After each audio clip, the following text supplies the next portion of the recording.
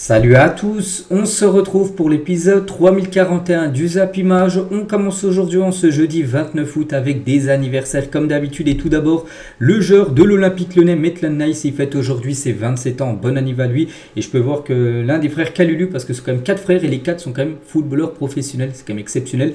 Donc Jordan Kalulu, joueur du FC Lorient, il fête aujourd'hui ses 27 ans. On continue, on revient maintenant sur ce qui s'est passé lors de la journée d'hier et on commence tout d'abord avec la Ligue des Champions, les barrages retour. Il y avait un match entre l'équipe du Slavia Prague et l'équipe de Lille et Lille s'est incliné 2-1, mais Lille se qualifie pour les phases de poule de la Ligue des Champions parce que le LOSC s'est imposé 2-0 au match aller, 2-1 au match retour pour Prague, du coup ce qui fait score cumulé de 3-2 pour le LOSC qui se qualifie. Donc félicitations bien évidemment à Lille. Bon, ça a été très compliqué, donc déjà ils ont pris le premier but au bout de 5 minutes de jeu. Tu commences très mal le match. Bon, après, ils ont su résister.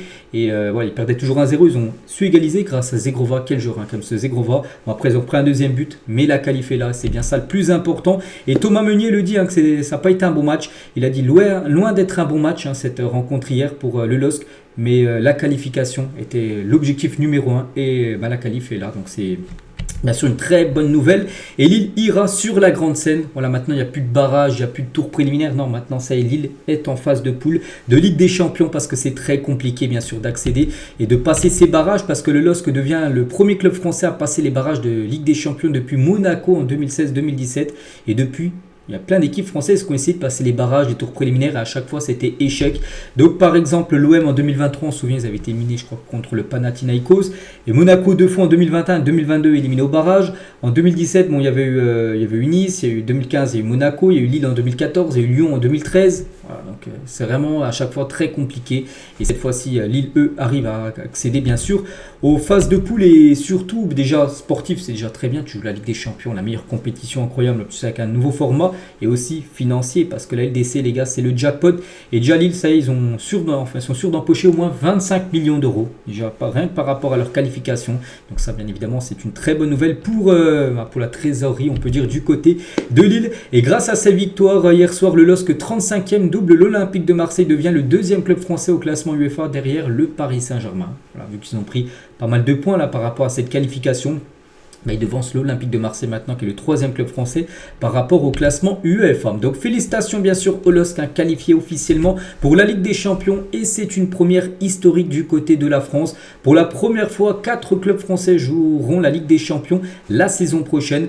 Donc parce que vous savez que c'est un nouveau format, il y aura plus d'équipes. C'est pour ça que déjà les 3 premiers étaient qualifiés directement, plus le 4e passé par les barrages. Donc Lille a gagné en plus tous ces matchs de barrage, tout ça. Donc voilà, Paris, Monaco, Brest et Lille en Ligue des Champions, en phase de poule. C'est jamais vu, parce que normalement, soit on est avec 2 clubs, soit avec 3 si l'équipe, la 3e finit au barrage, enfin arrive à passer les barrages. Donc là, c'est 4 équipes françaises. Donc voilà, on souhaite bonne chance, bien sûr, aux 4 clubs français qu'on suivra, bien sûr, toutes leurs performances. Et concernant le match juste de Lille hier, des supporters, donc des bus de supporters lillois se sont garés devant le stade du Sparta Prague, alors que le LOSC joue du côté du Slavia Prague, c'est pas pareil. Le Sparta et le Slavia, c'est 2 équipes différentes de Prague.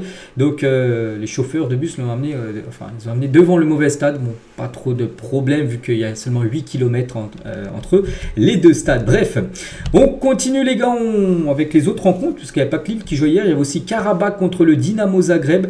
Donc au match aller, Dynamo Zagreb s'est imposé 3-0 chez eux. Au match retour 2-0. Donc score cumulé 5-0 pour l'équipe du Dynamo Zagreb qui se qualifie tranquillement pour les phases de poule également de la Ligue des Champions. Félicitations à cette équipe. L'Étoile Rouge de Belgrade, ça passe également contre Bodo Glimt au match aller. Bodo Glimt s'est imposé 2-1. Au match retour, l'Étoile Rouge de Belgrade hier s'est imposé 2-0. Du coup, les Serbes se qualifient pour les phases de poule de cette Ligue des Champions. Il y avait également une 4e et dernière rencontre. Le Slovan Bratislava s'est imposé 3-2 contre Midtjylland. Au match aller, il y a eu un partout. Donc là, le vainqueur a été qualifié. Du coup, c'est l'équipe slovaque qui se qualifie pour les phases de poule. Donc félicitations également à eux. Donc voici les 4 résultats de ces barrages retour qui ont eu lieu hier. Donc les 4 matchs hier et 3 rencontres avant-hier qu'on a parlé par exemple avec l'élimination du Galatasaray. Du coup voici les 4 derniers. Et maintenant ça y est, on connaît les 36 équipes qualifiées en phase de poule de cette Ligue des Champions. Donc voilà, il y aura 5 clubs allemands, il y aura 4 clubs anglais comme la France, il y aura également 4 clubs français, il y aura 5 équipes italiennes, il y aura 2 équipes autrichiennes, 4 équipes espagnoles, il y aura 2 clubs portugais, 2 clubs serbes, il y aura un club suisse, un club ukrainien, il y aura un club écossais, un club croate, un club belge. Donc voilà, pratiquement tous les pays sont représentés, à part quand même un gros pays du football, les gars, c'est la Turquie. Et c'est vrai qu'il n'y aura aucun club turc en C1 cette saison. Le Galatasaray éliminé par les Young Boys de Berne en barrage et le Fenerbahçe éliminé par Lille en tour préliminaire. Donc pour rappel, même le champion de Turquie doit passer par les barrages. Pour dire que c'est très compliqué, hein, contrairement par exemple, je ne sais pas, en Angleterre où c'est les 4 premiers qui se qualifient directement. En Turquie, même le premier du championnat, le Galatasaray par exemple, saison dernière, n'a même pas sa place directement acquise, hein, pour être en phase de poule. C'est quand même compliqué, hein, ça, surtout pour le championnat turc. Donc voilà, ils seront tous en Europa League mais pas en Ligue des Champions. Donc concernant cette Ligue des Champions, on connaît toutes les équipes. Donc parmi ces 36 équipes là, une remportera la Ligue des Champions. Nouveau format, donc avec bien sûr, donc là c'est toutes les équipes aléatoires, hein, mais avec différents pots. Donc le pot 1 c'est où il y a les plus grosses équipes, jusqu'au pot 4 c'est les équipes les plus faibles avec le moins de coefficient UEFA, comme Brest, les gars, qui jouent la première fois la Ligue des Champions. Donc c'est eux vraiment en plus qui ont le moins de points par rapport à toutes les équipes. Donc Monaco sera également dans le pot 4, donc Monaco affrontera 2 équipes du pot 3, du pot 2, pot 1, pareil. Donc Lille sera dans le pot 3 et le PSG bien sûr dans le pot 1. Donc n'oubliez pas que 2 équipes du même pays ne peuvent pas s'affronter en phase de poule. Et du coup le tirage au sort c'est aujourd'hui, c'est tout à l'heure, c'est à 18h. Je verrai si j'ai le temps ce soir, je vous sortirai une vidéo un peu spéciale ce soir pour parler bien sûr, faire le débrief, hein, de ce tirage de Ligue des Champions. N'oubliez pas par exemple le PSG aura 2 équipes du pot 1, une à domicile, une à l'extérieur. Pareil pour le pot 2, une à domicile, ça se peut que le PSG se déplace à Arsenal et reçoive la Juventus. Pareil dans le pot 3, ça se peut que le PSG aille, je sais pas, à l'Étoile Rouge de Belgrade et reçoit le Feyenoord, vous avez compris. Donc en gros il y aura 8 équipes différentes, il n'y aura plus match aller-retour en phase de poule, non c'est fini là, ce nouveau format de Ligue des Champions. Et toujours avec cette Champions League, parce que là c'est le grand jour aujourd'hui, c'est le tirage au sort, on connaît toutes les équipes qualifiées et l'UEFA a dévoilé le nouveau ballon. Donc Adidas dévoile le nouveau ballon de la Ligue des Champions, version homme et version féminine, parce que aussi la Ligue des Champions féminine, voici ce sera un ballon de couleur rouge. Voilà ce qu'il y a à dire sur la Champions League, donc tirage au sort tout à l'heure. On continue avec d'autres rencontres hier, avec un match de Coupe d'Allemagne entre Leverkusen, qui a gagné sur la Coupe d'Allemagne la saison dernière, contre une équipe de division inférieure. Donc Leverkusen s'est imposé 1-0 grâce à Hoffmann. Donc bon, ça a été un match à sens unique bien sûr pour Leverkusen, mais il a beaucoup fait tourner Xabi Alonso. Regardez le 11 de départ, donc par exemple les Grimaldo, les Fiorenwirth, les Frimpong ou même Xhaka, des joueurs titulaires à chaque fois. On peut voir qu'ils étaient tous sur le banc de remplaçants. Il a mis quasiment l'équipe avec les remplaçants titulaires. Bon, ils ont quand même fait le taf, ils ont gagné 1-0. On prend la direction aussi de l'Arabie Saoudite. Il y avait quelques matchs de championnat et Al Hilal qui jouait contre Damak. Et Al Hilal s'est imposé 3-2 hier. On peut voir les buteurs. Donc Mitrovic, encore lui, quel attaquant sous-côté. On se souvient à l'époque à Fulham, il était exceptionnel. C'est qu'il marque but sur but quand même du côté de Al Hilal. Donc doublé pour lui, victoire de Al Hilal 3-2. Voilà, match bien sûr maîtrisé. Al Hilal est déjà en tête de ce championnat saoudien. Mais pas que c'est eux qui ont remporté la saison dernière. Je crois qu'ils avaient joué 34 matchs, ils avaient gagné 31 matchs à peu près, 3 nuls, 0 défaites. Donc là, les gars, ils sont déjà bien partis. 2 matchs et 2 victoires pour eux. Bon, après, il y a des équipes qui sont toujours qu'à un match, comme Al Ittihad, l'équipe de Benzema, par exemple, qui joue ce soir contre Al Taoun. Donc, 4 victoires de Al Ittihad qui a déjà gagné le premier match. Ils reviendront bien sûr sur l'équipe de Al Hilal. Concernant, on prend la direction de l'Angleterre, il y avait aussi l'EFL Cup, donc la Coupe de la Ligue anglaise. C'était les 32e de finale. Il y avait également quelques rencontres. Il y avait un beau match Nottingham-Newcastle. Donc il y a eu un partout. Donc du coup, ça s'est joué directement au tir au but. Pas de prolongation, directement au tir au but. Fin vainqueur. Et c'est Newcastle qui s'est imposé. Et à noter que côté Newcastle, il a joué Sandro Tonali 10 mois après sa suspension pour Paris Sportif. Tonali est de retour sur les terrains. Il a même commencé titulaire. On peut le voir là sur la compo à droite de Newcastle. Où il a été plutôt moyen. Je n'ai pas vu le match, mais bon, une note en jaune, alors que ses collègues ont une note en vert. Donc il n'a peut-être pas fait un super match, mais bon, il revenait plus de 10 mois, il n'avait pas joué un match. Donc ça, c'est plutôt une bonne nouvelle, bien sûr, pour les prochaines rencontres pour Newcastle. Wolverhampton, ça passe également. Ils ont gagné 2-0 contre l'équipe de Burnley. Burnley, 0 tir cadré dans le match. Ça a été compliqué pour eux. Et ça passe également pour West Ham qui se qualifie pour les 16e de finale. Donc concernant les équipes anglaises qualifiées en Coupe d'Europe, les City, les Arsenal, tout ça, ils étaient exempts du tour, ils commenceront dès les 16e de finale. On quitte l'Angleterre, direction l'Espagne. Il y avait quelques rencontres de Liga, 3e journée. Et l'Atlético Madrid jouait contre l'Espagnol Barcelone et 0-0. Pas un bon résultat, bien sûr, pour l'Atlético à domicile. Tout ça, en plus, l'Espagnol, c'est une équipe promue. Donc voilà, plus de 25 tirs, hein. Oui, c'est pas du tout un bon résultat quand tu fais 25 tirs, 7 tirs cadrés. Il y a eu 7 arrêts quand même du gardien de l'Espagnol Barcelone, c'est seulement un tir cadré dans le match. Donc voilà, l'Atlético lâche quand même 2 points, dommage, hein. C'est des points qui vont compter bien sûr beaucoup en fin de saison. Regardez juste, on va parler de Conor Gallagher, nouvelle recrue, on sait en provenance de Chelsea. Donc il est rentré en cours de jeu, regardez-moi, c'est protège tibia. Oui, c'est le truc blanc, c'est un protège tibia, c'est pas un pansement ou je sais pas quoi, non, c'est un protège tibia. Donc voilà, c'est juste pour dire qu'il a un protège tibia, voilà, tout petit. Et on va parler surtout aussi d'un joueur du côté de l'Atlético, les gars, c'est Thomas Lemar. Regardez les derniers matchs, donc hier il n'a pas joué parce qu'il est blessé. Vous l'avez joué un petit peu 45 minutes en fin de mi-temps lors de matchs amicaux pré-saison. Il a été blessé au tendon d'Achille, c'est vrai que ça fait longtemps. Thomas Lemar n'a plus joué un match officiel depuis près d'un an, le 16 septembre 2023. Là, dans 2 semaines, ça fera un an jour pour jour qu'il n'a pas joué le moindre match officiel avec l'Atlético. Il n'a pas été convoqué sur les 2 premiers matchs, ni ce soir, hein, enfin ni le match hier soir où il n'a pas joué contre l'Espagnol. Donc il reste l'un des joueurs les plus aimés du vestiaire. Il garde la confiance du staff, mais les différentes blessures lui ont fait beaucoup de mal. Et c'est vrai qu'il est quand même à vendre, hein, du côté de l'Atlético. N'oubliez pas que l'Atlético l'avait acheté 70 millions d'euros il y a quelques années à Monaco. Et c'est vrai que depuis son départ de Monaco, c'est vrai qu'il y a beaucoup de personnes qui l'ont oublié, hein, ce joueur, Thomas Lemar. On continue avec aussi d'autres rencontres du côté de la Liga. L'Athletic Bilbao contre Valence 1-0 à Valence. Je crois que c'est 3 matchs, 3 défaites. Il commence une catastrophe Valence en ce début de saison. Donc voilà, félicitations à Bilbao. La Real Sociedad s'est inclinée 2-1 contre Alaves. Et Valladolid contre Leganés 0-0. Voilà, concernant toutes les rencontres. Oui, Valence, les gars, regardez, hein, 3 défaites, déjà moins 4.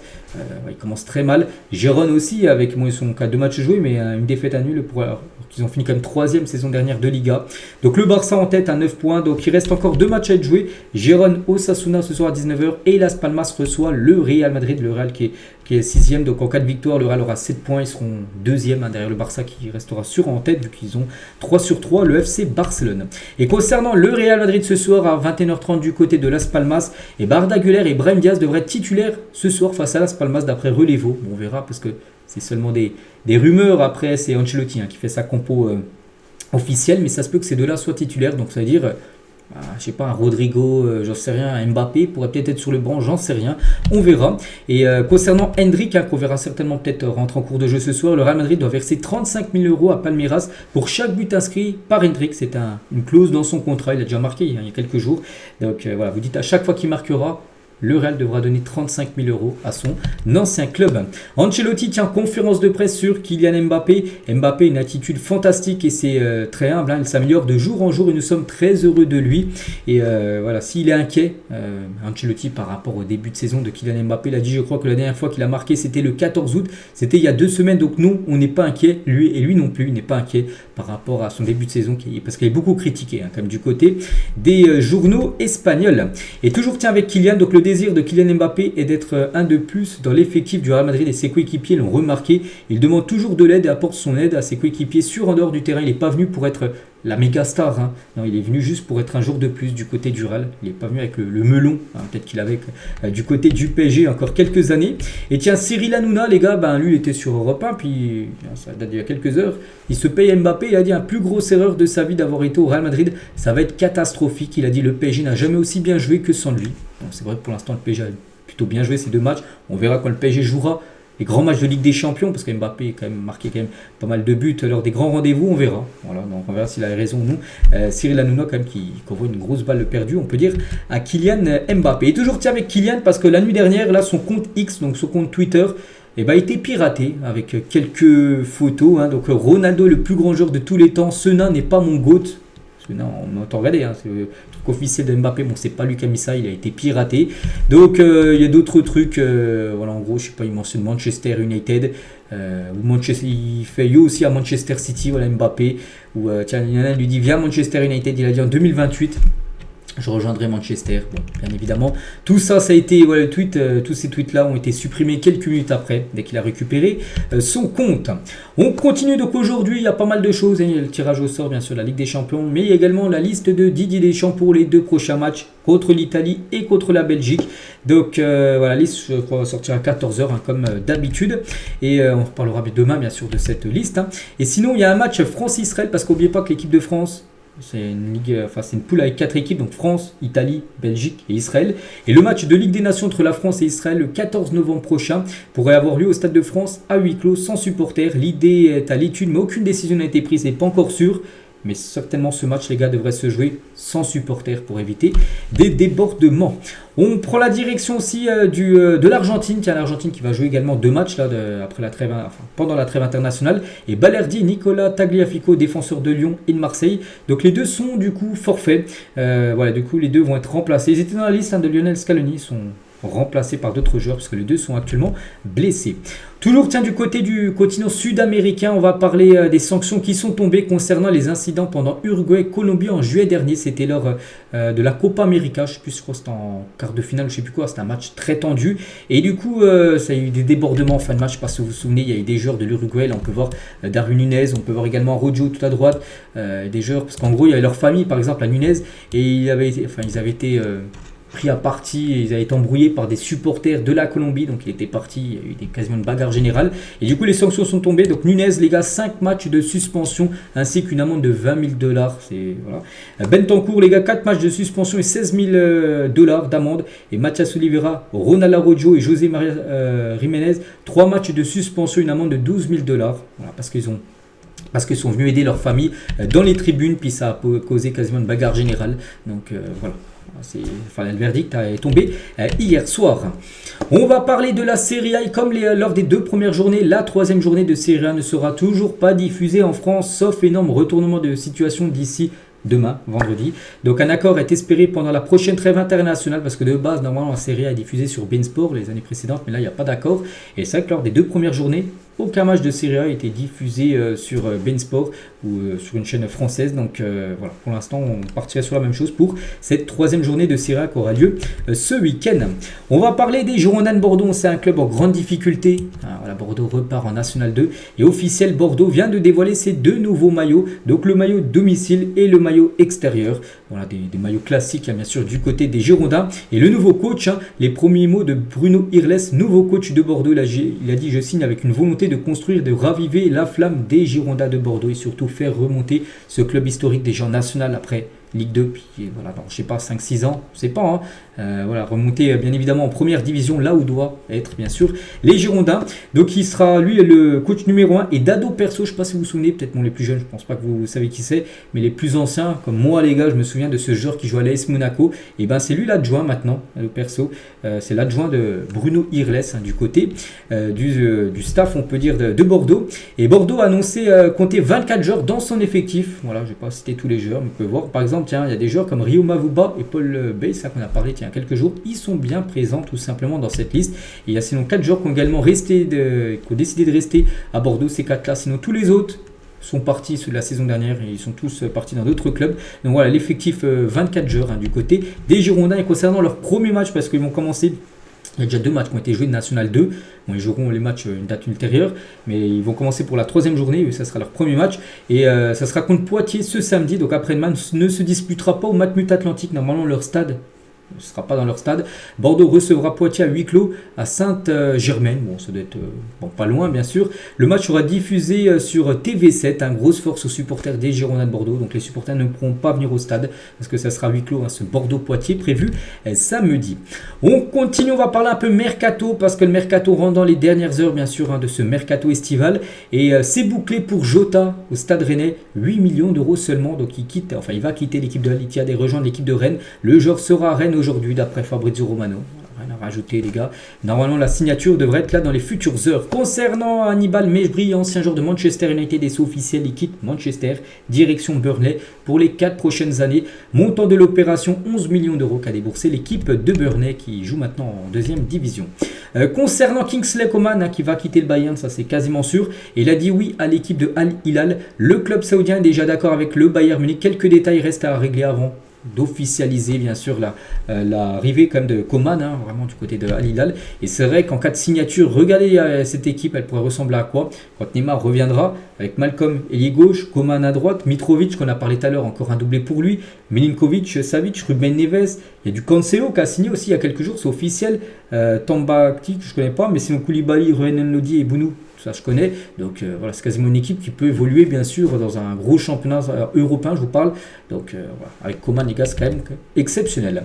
Acheté 28,5 millions d'euros cet été par Lyon, Ernest Nuama pour rejoindre Everton, club que John Textor souhaite racheter. Nottingham Forest est également intéressé. Donc Lyon n'est pas contre un départ mais réclame 30 millions d'euros pour lâcher le joueur ghanéen.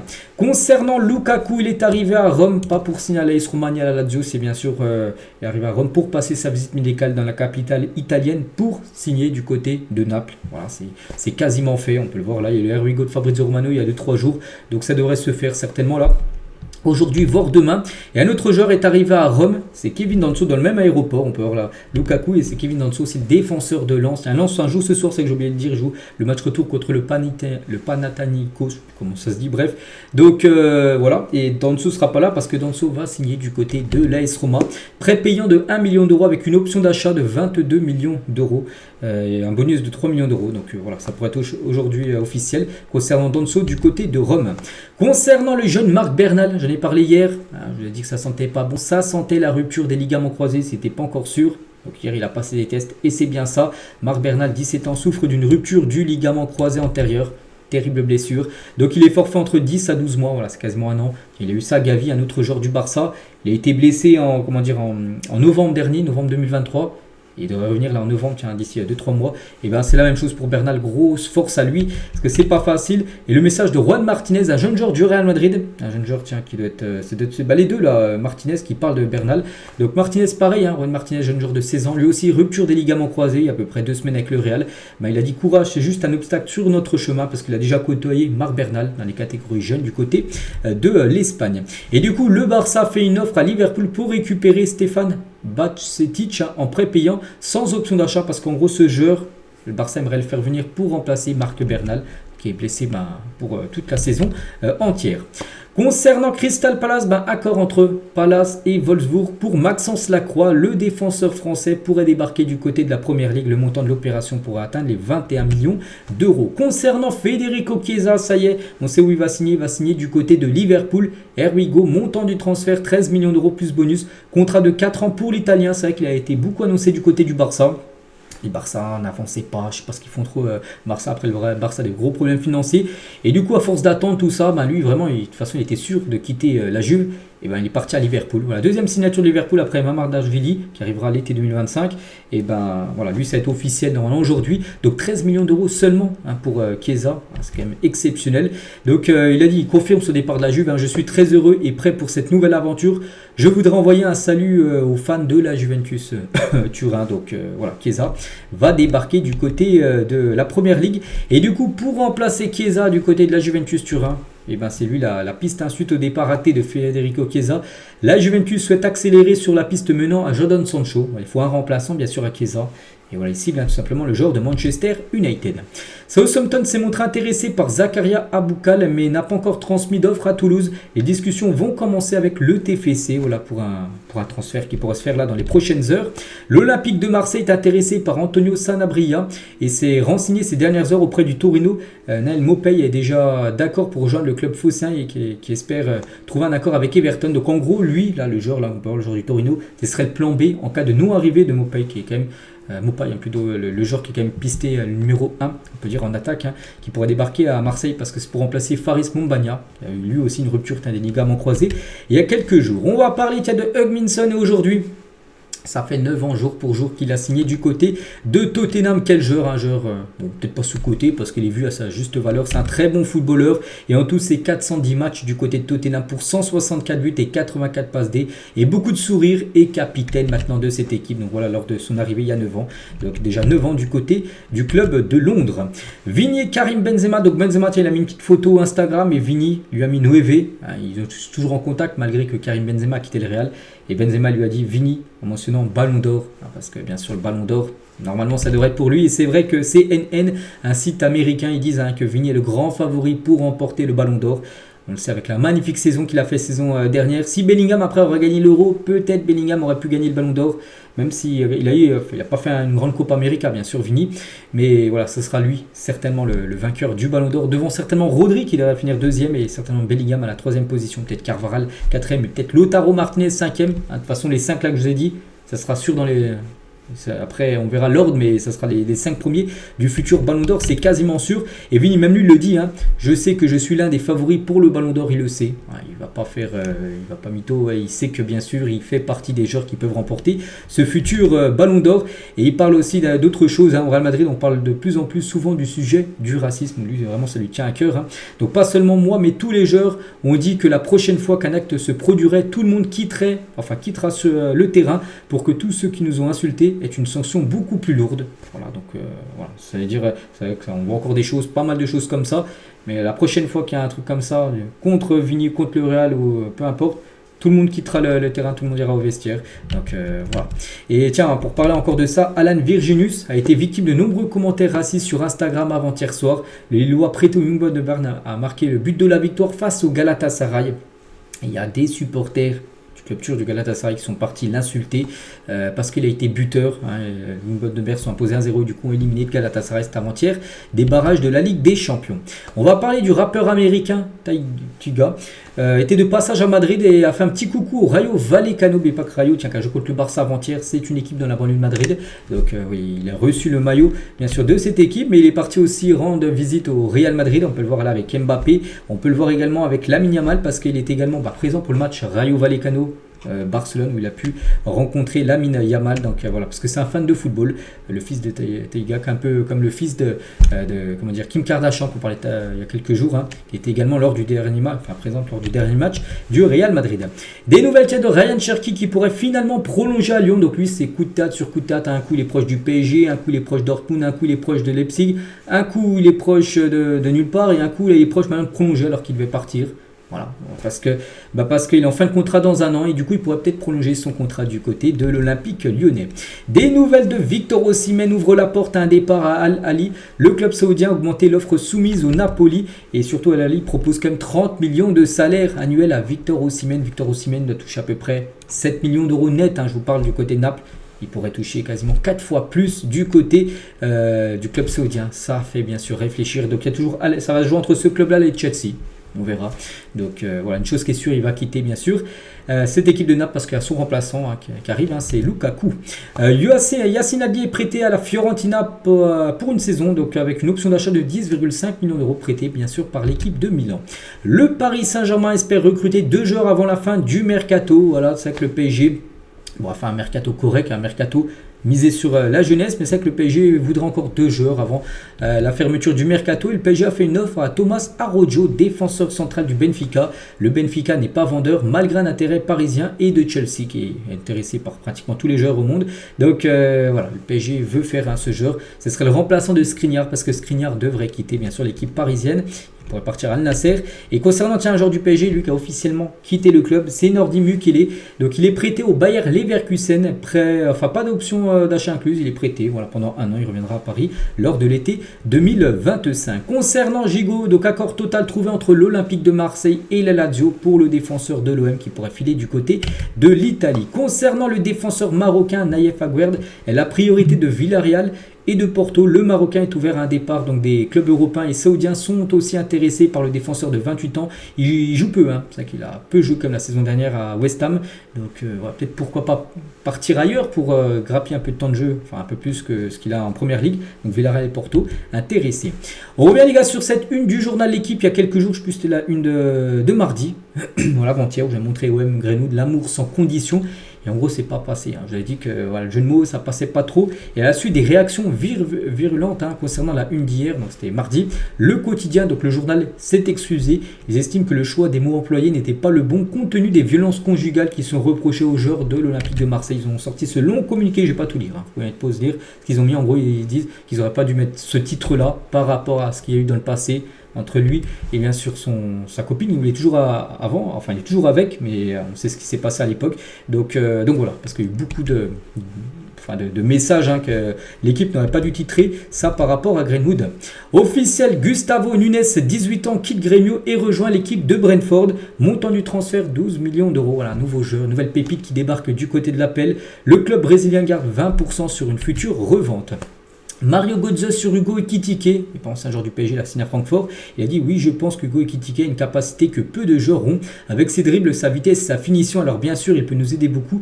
On l'a vu l'année dernière, nous avons simplement besoin que tout le monde soit à 100%. Cela s'applique à tous ceux qui ont joué au nouveau et à ceux qui sont ici depuis plus longtemps. Il est incontestablement un enrichissement pour l'équipe. Donc voilà, vraiment c'est une réussite. En plus, j'ai vu quelques compiles de lui, ça se passe très bien. Il est plutôt même très bon du côté de Francfort. On sait qu'au PSG, c'était très compliqué pour lui. Il n'avait pas du tout le niveau pour jouer au Paris Saint-Germain, mais ça va mieux en Allemagne. Officiel, Youssoufa Moukoko, ça y est, c'est fait. Lui aussi, ça a été un long feuilleton annoncé un coup à Reims, à Marseille, où il était très proche. Et du coup, c'est à Nice où il signe. Donc, voilà, il quitte Dortmund direction l'OGC Nice. Donc, c'est un prêt avec option d'achat non obligatoire. Montant de l'option d'achat 18 millions d'euros, ce qui veut dire que l'été 2025, soit il paye 18 millions d'euros Nice, ou soit il ne paye pas, il retournera du côté de Dortmund. Concernant Nabil Fekir, il va quitter le Betis Séville. Pourtant, ça fait quand même pas mal d'années qu'il est du côté du Betis. Donc, le joueur a pris l'avion pour Paris depuis Séville afin de se rendre vers Doha au Qatar afin d'y négocier sur place. L'identité du club n'a pas filtré concernant Nabil Fekir, mais voilà, c'est quel club ça pourrait être. Donc, Al Jazeera Club est en négociation directe avec le Betis Séville. Voilà, ça devrait être cette équipe-là où il devrait signer Nabil Fekir. Du côté de Montpellier, c'est un événement. Montpellier vient de recruter son premier joueur du mercato. Aujourd'hui, là, le 29 août. Donc, il s'agit du joueur de Strasbourg, donc Rabi Ninzgoula, est prêté par Strasbourg. C'est même pas en plus un achat direct, c'est juste un prêt. Et voilà, il aura fallu attendre ce joueur-là pour être la première signature de Montpellier. N'oubliez pas que Montpellier était là le dernier club. Il y avait Liverpool aussi, mais vu que Liverpool a fait Marjashvili, ils vont faire en plus Chiesa. Il restait plus que Montpellier à recruter aucun joueur. Si on prend les 5 plus gros championnats en Europe et toutes les équipes.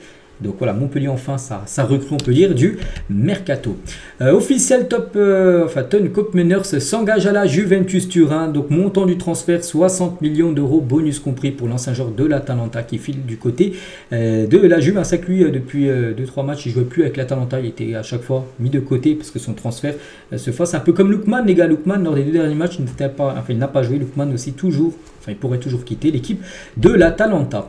Concernant Scott McTominay, arrive ce soir en Italie pour finaliser son transfert à Naples. Voilà, parce que du côté de Manchester, il y a déjà son remplaçant, c'est Ugarte qui va remplacer bien sûr Scott McTominay, lui qui va signer du côté du sud de l'Italie. Concernant Jérémy Le Doiron, il a fait une très belle saison du côté de Brest. On se dit, ouais, parfait, il va rester à Brest, il va jouer la Ligue des Champions. Pas du tout, les gars, il quitte la France, il quitte Brest, il signe du côté de Palerme en série B.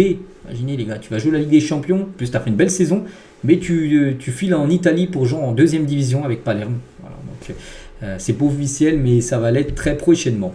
Du côté du FC Nantes officiel, Nicolas Kozza fait son retour au FC Nantes. Le défenseur gauche est prêté une saison sans option d'achat par Wolfsburg. Voilà, pour une nouvelle saison. Donc, bonne nouvelle du côté des Canaries. Et concernant Nantes, parce que officiel, les supporters nantais sont interdits de déplacement dimanche à Montpellier après-demain. Oui, non, c'est plutôt dans 3 jours. Il y a Montpellier-Nantes et les supporters de Nantes n'ont pas le droit. On sait que souvent la saison dernière, il y a eu beaucoup d'interdictions de déplacement. Et c'est pourquoi en gros, ils n'ont pas le droit de déplacement. Donc, une des raisons, entre guillemets, d'interdiction des déplacements des supporters nantais à Montpellier, c'est ça. Donc, les forces de l'ordre sont fortement mobilisées pour faire face à la menace terroriste, notamment à la suite de l'attaque à caractère terroriste à Moscou le 22 mars dernier. Arrêt préfectoral rédigé quand même le 13 août. Voilà, c'est à cause de ça. Par rapport à ce qui s'est passé à Moscou, souvenez-vous, le 22 mars dernier, c'est à cause de ça en gros, parce que les forces de l'ordre sont fortement mobilisées par rapport à ça. Voilà, donc c'est ça la raison de pourquoi les supporters en gros nantais n'ont pas le droit de venir supporter leur club du côté de Montpellier. Harry Kane, les gars, sur son transfert de Tottenham au Bayern Munich, c'était l'une de mes meilleure décision de ma vie de quitter Tottenham pour signer au Bayern. Il a remporté le soulier d'or, je le dis, avec plus de 36 buts inscrits en championnat la saison dernière. Donc là, l'objectif cette saison, c'est, on espère pour lui, de remporter enfin son premier trophée en carrière. Toujours 0 trophée pour Harry Kane, c'est totalement fou. Et on finit aujourd'hui avec Cristiano Ronaldo. Mon objectif est d'atteindre les 900 buts. Déjà, il a 899 buts, Ronaldo. Donc prochain but, les 900 pour lui. Et ensuite, les 1000 buts. Il veut atteindre cette barre des 1000 buts. Avec une différence, pour tous les buts que j'ai marqués, ils sont tous en vidéo. Donc on peut les prouver. Et Rio Ferdinand, qui lui pose la question, il a dit Di Stefano Pelé, il a dit je les respecte tous. Mais pour mes buts, j'ai les vidéos, j'ai les preuves. Et si tu veux plus de buts, je peux aller te chercher les vidéos de ceux que j'ai marqués à l'entraînement. Et voilà, il envoie quand même une balle perdue totalement à Pelé, bien sûr. Parce que Pelé, les gars, il a dit qu'il a inscrit plus de je sais pas combien de buts. Mais ils n'ont pas tous été sûrs parce que des buts en En gros, lui il dit qu'il en a marqué plus de 1200 de buts un peu en carrière. Il y a plein de buts qu'on n'a jamais vus à la télé. Ah, ouais, c'est des buts à l'entraînement, oui, tout le monde peut dire. Alors que lui, Ronaldo, il dit voilà, moi j'ai la preuve de tous les buts que j'ai marqués, ils sont tous en vidéo, bien évidemment. Donc voilà, bon, c'est quand même une balle perdue pour le regretté Pelé, qui nous a quitté il y a quelques temps.